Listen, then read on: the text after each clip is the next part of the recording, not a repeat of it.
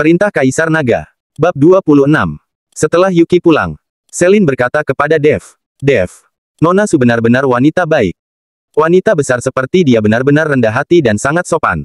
Anda harus bekerja keras dan bersikap baik kepadanya di masa depan." "Bu, kami hanya teman biasa," Chen Ping berkata tanpa daya. Pada saat ini, Edward pun angkat bicara, "Dev, saya pikir Nona Su tidak buruk. Dengarkan kata-kata ibumu dan bekerja keraslah. Ayahmu tidak pernah salah ketika melihat orang." Anda harus tahu bahwa Edward tidak akan pernah mengucapkan kata-kata ini dengan mudah kepada Dev. Tapi kali ini, sepertinya dia sangat menyukai Yuki. Dia merasa Yuki sangat baik. Jadi dia membujuk Dev untuk bekerja keras. "Baiklah. Jangan khawatir tentang itu." Dev terdiam beberapa saat dan berjalan ke kamar tidur. Setelah memasuki kamar tidur, Dev tidak langsung berbaring untuk tidur, tetapi duduk bersila, memejamkan mata sedikit. Pikirannya bergerak, dan seni konsentrasi hari mulai aktif. Dan energi spiritual di sekitarnya bergegas menuju Dev seperti air pasang. Selama 3 tahun terakhir, Dev telah melatih kultivasinya. Dan dia tidak pernah memiliki hari libur. Ini juga permintaan Ryu Tua. Meskipun dia telah dibebaskan dari penjara dan Ryu Tua tidak bisa lagi mengendalikannya, Dev tetap giat berlatih. Segera, aura di puncak gunung, disertai dengan napas Dev, perlahan memasuki tubuh Dev. Aura ini membentuk pusaran kecil di sekitar tubuh Dev. Dan kemudian dihirup oleh Dev. Sekarang Dev hanya melatih kekuatan Qi-nya. Jadi dia menyerap lebih sedikit energi spiritual dalam bernafas. Bahkan jika dia menghirup banyak energi spiritual, tubuhnya saat ini tidak dapat dikonsumsi sekaligus. Dia perlu meningkatkan kekuatannya secara bertahap. Waktu berlalu. Dan segera matahari muncul di cakrawala. Dan Dev secara perlahan membuka matanya. Mengambil napas panjang. Dev merasa tubuhnya lebih nyaman dari sebelumnya. Energi spiritual di sini jauh lebih kaya dan lebih murni daripada di penjara. Setelah berlatih, tidak ada jejak kelelahan. "Dev, waktunya sarapan." Suara Selin terdengar dari luar. Dev meregangkan otot dan tulangnya, membuka pintu dan berjalan keluar. Sarapan dibuat oleh Edward. Sangat banyak dan lezat. Setelah kedatangan Yuki kemarin, sikap Edward terhadap Dev jelas jauh lebih bersahabat. Setidaknya sekarang terdapat senyum di wajahnya. Dan tidak terlalu kaku. Setelah sarapan, Selin meminta Edward untuk menemaninya berjalan-jalan. Sementara Dev berencana untuk turun gunung dan pergi ke pasar barang antik untuk melihat apakah dia dapat menemukan kuas spiritual dan cinabar. Ia ingin menyembuhkan penyakit ibunya secepatnya, agar ibunya bisa melihat cahaya kembali. Sementara itu, setengah jalan dari atas gunung, di villa pernikahan Sanshan. Sanshan, Jackie dan Yuna tinggal juga bermalam di villa di malam hari. Pada saat ini, Sanshan tampak marah. Memikirkan pernikahan yang dihancurkan oleh Dev kemarin. Dia sangat marah saat ini. Tapi sekarang Dev masih bisa tinggal di atas kepalanya. Bagaimana Sanshan dapat menerimanya? Sanshan bertanya pada Jackie, "Jackie, kapan teman-teman yang kamu sebutkan akan datang?" "Tenanglah. Teman-temanku semuanya adalah ahli bela diri. Dan itu lebih dari cukup untuk menghajar Dev." Jackie tahu bahwa Sanshan sangat marah. Jadi dia memanggil beberapa temannya untuk datang. Siap menghajar Dev. Dan sekaligus juga untuk membalas dendam atas tamparan di wajahnya. "Itu bagus. Aku tidak percaya bahwa Dev tidak akan pernah turun gunung. Dan keluarga Su bisa menjaganya selama sisa hidupnya." Sanshan menggertakkan giginya, "Sampah ini mematahkan lengan kakak Navarro dan mengagalkan pernikahanku." Sialan. Setelah berbicara dengan marah, Sanshan memandang Jackie dan berkata, "Saya akan pergi ke rumah sakit untuk menemui Kak Navarro. Dan saya akan menyerahkan urusan Dev kepada Anda. Setelah masalah Dev selesai, kamu akan mendapat manfaat yang banyak dari Kak Navarro." "Tidak masalah. Tunggu saja kabar baik dariku." Jackie mengangguk senang. Bab 27. Dev berjalan menuruni gunung. Tetapi tepat saat dia setengah jalan menuruni gunung, dia dihentikan oleh 4 atau 5 orang. Jackie memandang Dev dengan mencibir, "Dev, aku sudah lama menunggumu turun." Di belakang Jackie ada beberapa orang memegang tongkat dengan ekspresi garang di wajah mereka. "Menunggu aku?" Dev melirik Jackie dengan dingin, "Jika mau pertarungan, kalian semua tidak pantas untuk bertarung denganku. Kemarin, selusin orang dari keluarga Xiao dikalahkan olehku. Sekarang kamu pikir kamu bisa berurusan denganku hanya dengan beberapa kecoak?" Jackie tersenyum dan tidak menatap mata Dev sama sekali, "Hahaha. Dev, aku khawatir kamu tidak tahu siapa yang aku bawa hari ini. Kamu masih berani mengatakan bahwa kamu sangat hebat." Kamu akan tahu diri ketika kamu nanti berlutut dan memohon belas kasihan dan ayah dan ibumu juga akan menangisimu. Kemarin Jackie melihatnya. 10 atau bahkan lebih gangster orang botak itu. Dan mereka tidak memiliki kekuatan sama sekali. Mereka dirobohkan oleh Dev dengan satu pukulan. Tapi hari ini berbeda. Beberapa orang yang dia bawa semuanya adalah ahli bela diri. Dan mereka semua adalah jago bela diri. Dengan 1 lawan 10. Itu lebih dari cukup untuk berurusan dengan Dev. Dev melirik Jackie dan berkata, sepertinya tamparanku hanya mencideraimu dengan ringan. Dan aku seharusnya mematahkan tangan dan kakimu saat itu. Jadi kamu tidak perlu melompat lagi di depanku. Sial. Kamu masih menyebutkan apa yang terjadi kemarin. Jika hari ini aku tidak menghajarmu hingga jatuh ke tanah dan memohon belas kasihan kepadaku. Jangan panggil aku Jackie. Seperti Jackie mengatakan itu. Dia berbalik untuk melihat beberapa orang di belakangnya dan berkata, saudara-saudara. Hajar anak ini sampai mencium tanah dan menangis memohon belas kasihan. Seseorang akan dibayar 100.000 yuan untuk yang bisa menjatuhkannya. Apakah kalian bisa mendapatkan uang ini atau tidak? Itu terserah kalian. Begitu mereka mendengar bahwa ada 100.000 yuan biaya kerja keras. Mata beberapa orang mulai menyala. Jangan khawatir. Kamu bilang buat dia menangis. Kita tidak akan pernah membiarkan dia tertawa. Kamu bilang buat dia berlutut. Kami tidak akan pernah membiarkan dia berdiri. Beberapa orang memandang Dev dengan jijik. Dan mereka bahkan tidak menatap mata Dev sama sekali, hanya karena anak ini sangat lemah. Aku akan membuatnya menangis memanggil ayah dan ibunya. Dev bertanya pada Jackie, 100.000 yuan itu dari Sanshan. Kan? Jackie mengangguk tanpa malu-malu, ya. Aku tidak perlu malu untuk memberitahumu. Masihkah kamu berani mengganggunya? Kamu mematahkan lengan putra keluarga Xiao. Tidak mungkin keluarga Xiao melepaskanmu. Aku hanya memberimu makanan pembuka untuk mereka. Dev merentangkan tangannya tanpa daya. Dan kemudian tiba-tiba menendang Jackie, iya. Sepertinya aku benar-benar tidak boleh berbelas kasih. Mendengar suara tendangan. Tubuh Jackie langsung terbang menjauh. Beberapa orang yang masih penuh penghinaan barusan. Ekspresi mereka membeku untuk sesaat. Dan mereka semua tidak bisa mempercayai apa yang mereka lihat. Perlu diketahui bahwa dibutuhkan banyak kekuatan untuk menendang orang dengan satu tendangan hingga terbang seperti itu. Tampaknya Dev benar-benar memiliki kemampuan yang bagus. Uhuk. Jackie jatuh ke tanah. Batuk seteguk darah. Dan kemudian meraung mengerikan. Bunuh dia. Bunuh dia. 4 atau 5 orang saling melirik. Mengingat kerja keras mereka akan mendapatkan 100.000 yuan. Dan mereka semua bergegas maju dengan gigi terkatup. Orang-orang ini benar-benar telah berlatih. Dan bekerja sama satu sama lain secara diam-diam. Dev mencibir. Dan kemudian bergerak ke arah mereka, kecil. Bang, bang, bang. Dalam waktu kurang dari setengah menit. Semua ahli bela diri yang dibawa Jackie jatuh ke tanah dan mengerang kesakitan. Ekspresi mereka masing-masing terlihat sangat kesakitan. Kali ini Jackie tercengang. Dia menelan air liurnya. Dan ekspresinya benar-benar tidak percaya. Dia benar-benar tidak bisa membayangkan apa yang telah dialami Dev di penjara selama 3 tahun. Bagaimana dia bisa menjadi begitu kuat? Anda harus tahu bahwa beberapa orang yang Jackie cari semuanya berasal dari sekolah seni bela diri. Dan sekarang mereka semua terkenal di jalanan. Tapi mereka dipukuli oleh Dev. Dev memandangi Jackie dengan main-main. Dan perlahan berjalan menuju Jackie yang jatuh di tanah, apakah kamu masih berpikir kamu bisa membunuhku? Kamu. Apa yang akan kamu lakukan? Wajah Jackie penuh dengan kengerian. Dan dia terus melangkah mundur, ini ide Sanshan. Aku. Namun sebelum kata-kata Jackie selesai, Dev langsung menginjak lengan Jackie. Krek. Jackie menjerit. Diikuti oleh rasa sakit yang parah di seluruh lengannya. Lengan Jackie patah. Jangan gunakan Sanshan untuk menekanku lagi. Entah itu dia atau Navarro. Aku tidak akan membiarkan mereka lolos dengan mudah. Setelah Dev selesai berbicara, dia berbalik dan pergi. Mengabaikan Jackie yang berteriak kesakitan. Bab 28. Jalan Antik Hongcheng. Tempat ini adalah jalan antik terbesar di seluruh distrik Jiangbei. Banyak pecinta barang antik akan datang ke sini untuk mencari harta karun. Banyak terdapat kios di kedua sisi jalan.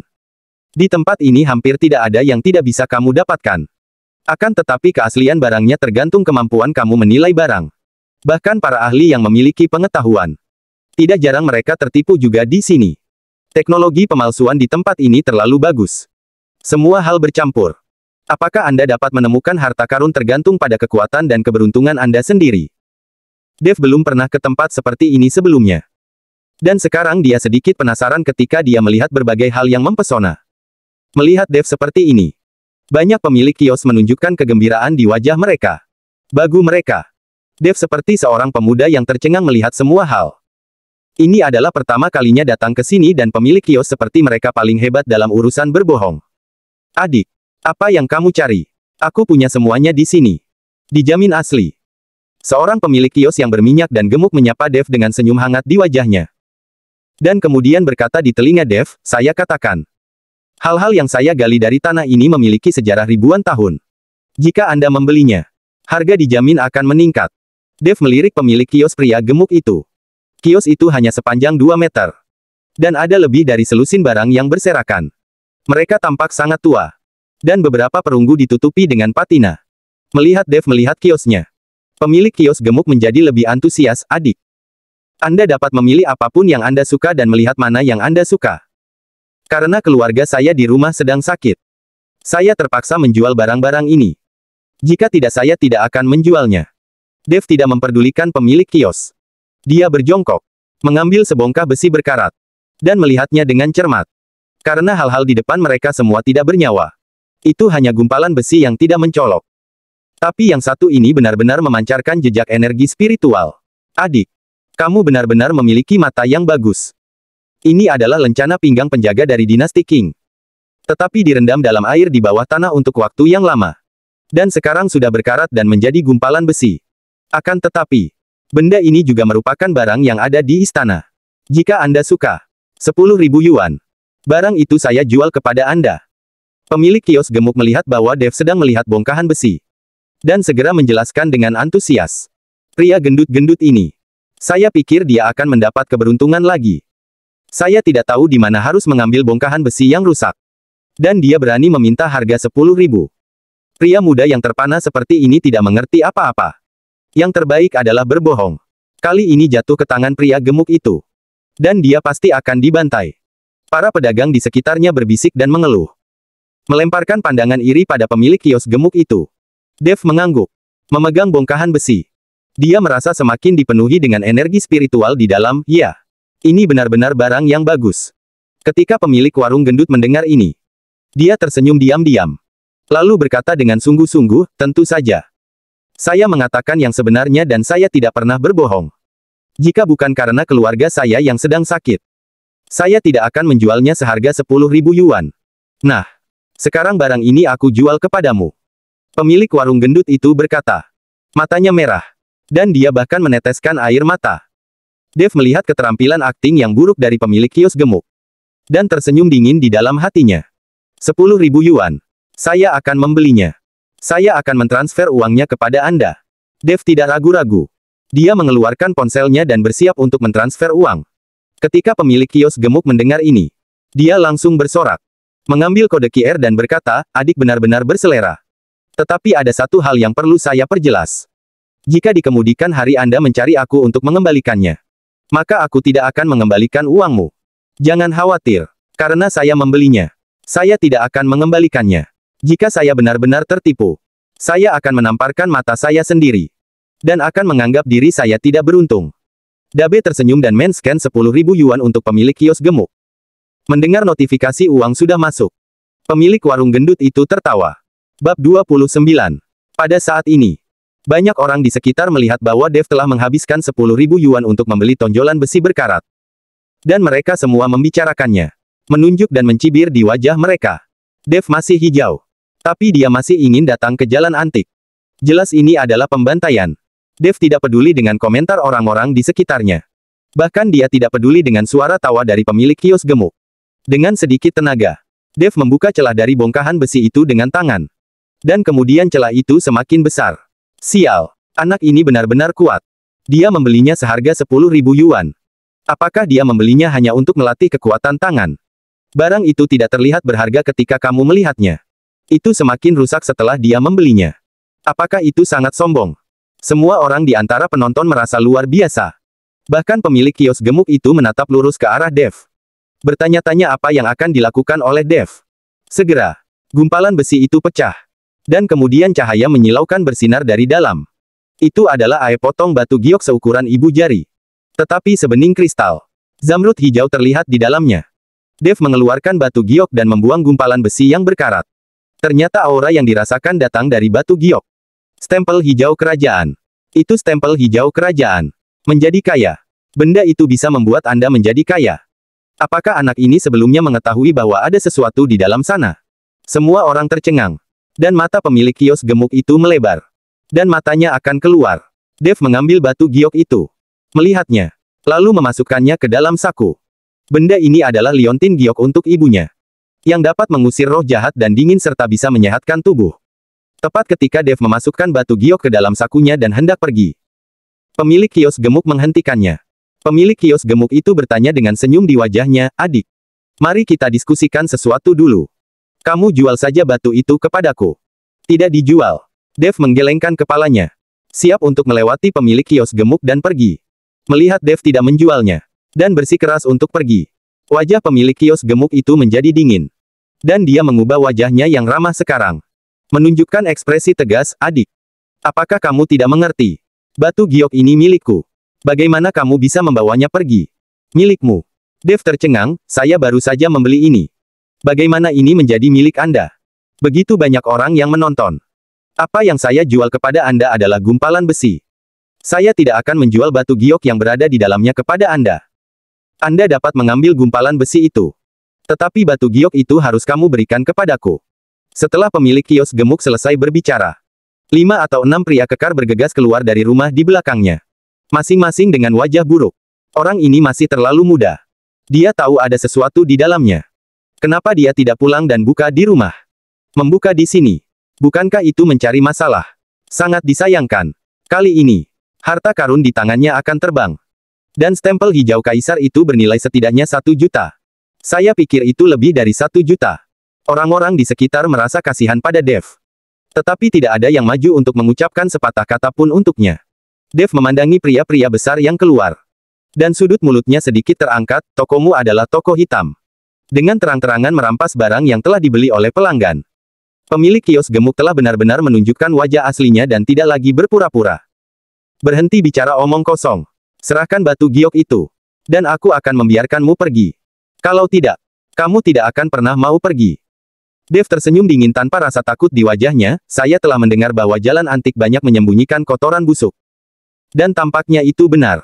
Saya telah melihatnya hari ini. Begini saja. Jika saya tidak menyerahkan batu giok ini, apa yang akan Anda lakukan terhadap saya?" Kata-kata Dev menyinggung seluruh jalan antik. Dan banyak pemilik kios di sekitarnya berteriak. Dan bahkan meminta pemilik kios gemuk untuk bergegas dan memberi pelajaran pada Dev. "Wah, kamu mencari mati." Setelah pemilik kios gemuk selesai berbicara, dia meninju Dev dengan satu pukulan. Angin menderu. Jelas pemilik kios gemuk ini telah berlatih. Jika tidak, tidak mungkin memiliki kecepatan dan kekuatan seperti itu. Pikirkan tentang ini. Jika Anda tidak memiliki kesempatan kedua, apakah Anda berani membuka toko di sini untuk menipu orang? Bab 30. Dev mendengus dingin. Dan langsung mengulurkan tangannya dan menamparnya. Dev menamparkan wajah pemilik kios gemuk itu dan membalikkan badan pemilik warung gendut itu beberapa kali sebelum berhenti. Setengah dari wajahnya merah dan bengkak. Dan sekarang dia memiliki kepala yang gemuk dan telinga yang besar. Sekarang wajahnya bengkak lagi. Kali ini terlihat seperti kepala babi. Pemilik kios gemuk meraung, "Bunuh dia untukku. Bunuh dia." Beberapa pria kekar langsung menyerbu ke arah Dev. Raungan terdengar dari mulut mereka. Bang bang bang. Tapi hanya dalam sekejap mata. Semua pria kuat ditendang kembali oleh Dev. Dan kemudian jatuh ke tanah dan tidak bisa bangun lagi. Kali ini, semua orang tercengang. Para pedagang yang berteriak tadi menutup mulut mereka satu per satu. Bahkan ada yang menyelinap pergi. Mereka tahu bahwa mereka telah bertemu dengan orang yang kejam hari ini. Setelah tertegun sejenak, pemilik kios gemuk itu berkata dengan wajah muram, "Nak, kamu berani membuat masalah di jalan antik. Tahukah kamu siapa yang melindungi tempat ini? Ini adalah situs Aula Harimau. Dan dilindungi oleh Tuan Harimau. Tunggu saja. Kamu akan mati." Pemilik kios gemuk itu tahu bahwa begitu kata Aula Harimau keluar. Bahkan jika Raja Surga datang, dia akan gemetar 3 kali. Ada juga banyak orang yang membuat masalah di jalan antik. Dan bahkan inspektur, pemilik paviliun dan tokoh besar lainnya. Tapi siapa yang tidak menamparkan pantat sendiri dan pergi ketika mereka mendengar Aula Harimau? Aula Harimau. Dev tersenyum dingin, "Jika saya mengatakan saya tidak takut pada Aula Harimau, Apa yang dapat Anda lakukan? Begitu suara Dev jatuh. Tiba-tiba ada suara yang datang. Dan kemudian para penonton langsung menyingkir. Siapa yang tidak takut aku berkumpul di Hitang? Seorang pria dengan bekas luka di sisi kiri wajahnya datang. Diikuti oleh selusin orang di belakang pria itu. Masing-masing dengan tatapan garang. Apakah itu pedagang kaki lima atau orang banyak yang menonton? Setelah melihat orang-orang ini, satu persatu jelas menunjukkan rasa takut. Ketika pemilik kios gemuk melihat pria itu, dia segera merangkak, "Kakak Scarface. Anak ini ada di sini untuk membuat masalah. Dan dia juga merampok dari saya sebuah batu giok yang ingin saya berikan kepada Tuan Harimau. Batu itu adalah stempel hijau kerajaan. Tuan Harimau menyukainya." Kemampuan pemilik kios gemuk ini untuk mendramatisir keadaan benar-benar licik seperti ular. Stempel hijau kerajaan. Mata Scarface berbinar, "Nak. Keluarkan batu giok itu dan berikan padaku." Dev memandang Scarface dan bertanya, "Apakah kamu bawahan Yansen?" "Sial. Bisa-bisanya kamu memanggil nama Tuan Harimau." Pemilik kios gemuk melompat. Menunjuk Dev dan berkata, "Ini adalah kakak Scarface. Orang nomor satu di bawah Tuan Harimau. Dan yang bertanggung jawab tentang keamanan jalan antik ini adalah kakak Scarface." Dev tidak peduli dengan pemilik kios gemuk. Tetapi menatap wajah Scarface dan menunjukkan cincinnya, "Apakah kamu tahu cincin ini?" Scarface melirik dengan hati-hati. Dan berkata dengan tatapan jijik, "Cincin tembaga yang rusak. Apa yang perlu diketahui? Sekarang kamu serahkan batu giok itu. Aku bisa memaafkanmu karena tidak menghormati Tuan Harimau." Davw mengeluarkan batu giok itu. Batu giok hijau zamrud bersinar terang. Membuat mata Scarface bersinar. Scarface memberi isyarat kepada Dev, "Cepat. Serahkan padaku." Dev bermain dengan batu giok dan berkata dengan ringan, "Karena kamu tidak tahu cincinku. Mintalah Yansen datang. Selama dia datang dan dia menginginkan batu giok ini, aku bisa memberikannya padanya. Apa katamu?" Wajah Scarface menjadi kesal, "Apakah Tuan Harimau bisa kamu temui kapan kamu mau? Kamu pikir kamu siapa? Sepertinya aku harus memaksaku untuk melakukan sesuatu yang aku mau." Dev mengeluarkan ponselnya, "Jika kamu tidak meneleponnya, aku bisa meneleponnya. Apakah Anda memiliki nomor telepon Tuan Harimau?" Scarface mengerutkan kening. Banyak orang mengetahui siapa itu Yansen Lin. Tapi tidak semua orang bisa memiliki nomor telepon Yansen Lin. Sekarang Dev bahkan memiliki nomor telepon Yansen. Anak ini tidak mungkin orang biasa. 139.322. Dev secara perlahan menyebutkan nomor telepon Yansen Lin sambil menatap wajah Scar dan berkata, "Apakah Anda yang akan menelepon atau saya yang menelepon?" Bersambung.